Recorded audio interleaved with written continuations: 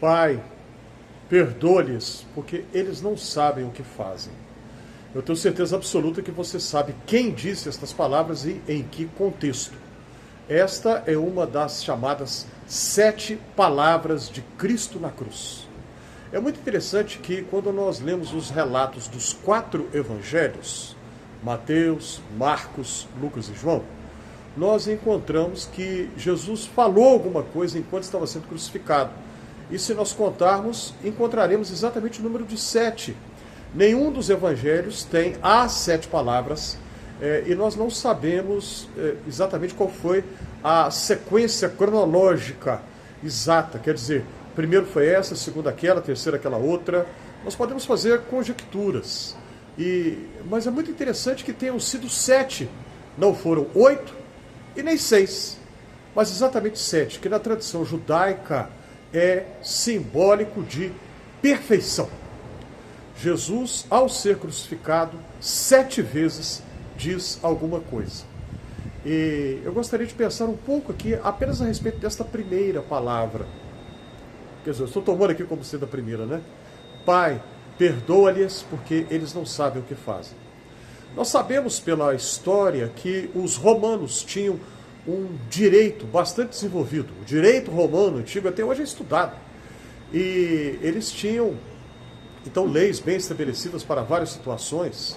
E havia a previsão da pena de morte, sendo que a pior, a mais terrível, mais dolorosa era exatamente a crucificação.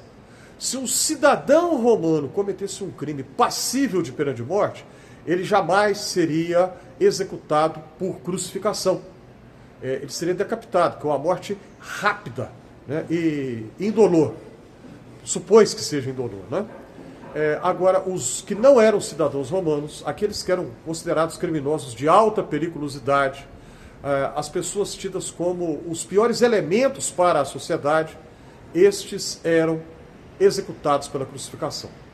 Um método de morte que foi projetado para ser extremamente doloroso e ser lento.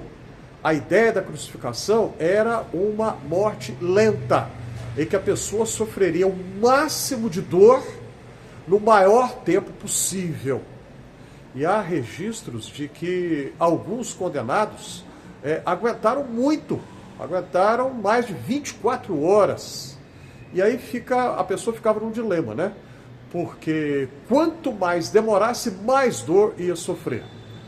E os romanos eram absurdamente sádicos. Eles tinham prazer em ver o sofrimento alheio. Há registros de que alguns crucificados, eles desmaiavam de dor, e aí os romanos jogavam um balde de água fria na pessoa, por exemplo, para acordá-la, para que ela voltasse aos sentidos e assim continuasse a sofrer dor. E é por isso que o relato do Evangelho diz que o centurião que comandava ali aquela operação, acostumado a ver aquela cena, ele se admirou quando recebeu a notícia que Jesus já havia morrido. 3 horas depois, Jesus já havia dado o seu último suspiro. Ele admirou porque era rápido demais, porque geralmente as pessoas demoravam bem mais tempo que isso até que a sua vida terminasse. Mas Jesus, então, sofrendo essa morte ignominiosa, vergonhosa, essa morte tão atroz, olha o que ele fala: Pai, perdoa-lhes, porque eles não sabem o que fazem. A tendência de quem está sofrendo, quem está sendo espancado, torturado, coisa assim, é gritar e xingar e amaldiçoar os seus torturadores, né, e xingar tudo que tem tipo de palavrão que a gente conhece. A tendência é essa. Jesus não fez nada disso. Ele pediu a Deus que perdoasse. Perdão. Tão difícil que a nossa tendência é sempre procurar vingança. A nossa tendência é sempre retribuir o mal que a gente recebe com o mal também. A nossa tendência humana é de revidar. A gente quer sempre revidar, dar um golpe em quem nos golpeou. Jesus vai na linha totalmente contrária. Jesus age de maneira antinatural, vamos dizer assim, porque a nossa natureza humana é de sempre procurar a vingança. Jesus vai na contramão e pede perdão. O perdão que nos liberta dos sofrimentos que nós recebemos, que outras pessoas nos infligiram. O perdão permite que nós possamos viver sem ficarmos amarrados, acorrentados a dores de injustiças ou de maldades que outras pessoas nos fizeram, sejam estas violências físicas, literais, ou violências de fundo emocional, não importa quais sejam, quais tenham sido. O perdão nos liberta para que possamos caminhar livres, sem ficarmos amarrados ao passado. Perdão.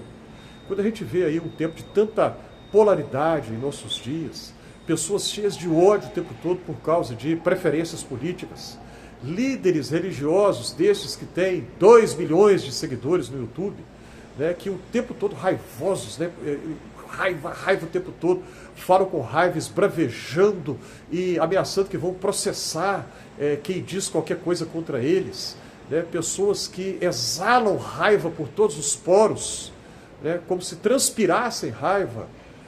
Uma atitude totalmente diferente daquela que Jesus apresenta. Jesus como nosso modelo principal, totalmente diferente disso. Líderes que se dizem cristãos, que se apresentam como sendo guias religiosos e que só expressam raiva o tempo todo e querem destruir e querem o mal para os outros e falam de ameaças e falam que querem ver seus inimigos mortos. Jesus não ensina isso. Essas atitudes não têm nada a ver com Jesus. Essas atitudes são a negação do Evangelho. Essas atitudes demonstram que a pessoa não tem dado lugar ao Espírito Santo na vida delas. Não tem dado lugar ao Espírito de Deus para agir na vida delas. Essas atitudes negam o Evangelho de Jesus. Nós somos desafiados a perdoar. Só Deus nos dando graça, o Espírito Santo atuando em nós, aí sim nós seremos capazes de falar como Jesus falou, pedir como Jesus pediu. Pai, perdoa-lhes, eles não sabem o que fazem. Faz algum sentido para você? Se sim, clica aí na mãozinha do joinha. Compartilhe seus comentários, impressões, pensamentos a respeito. Ajude a compartilhar esse conteúdo. Inscreva-se aqui no Fé e Café. E caso você já tenha feito sua inscrição, aceite o meu agradecimento.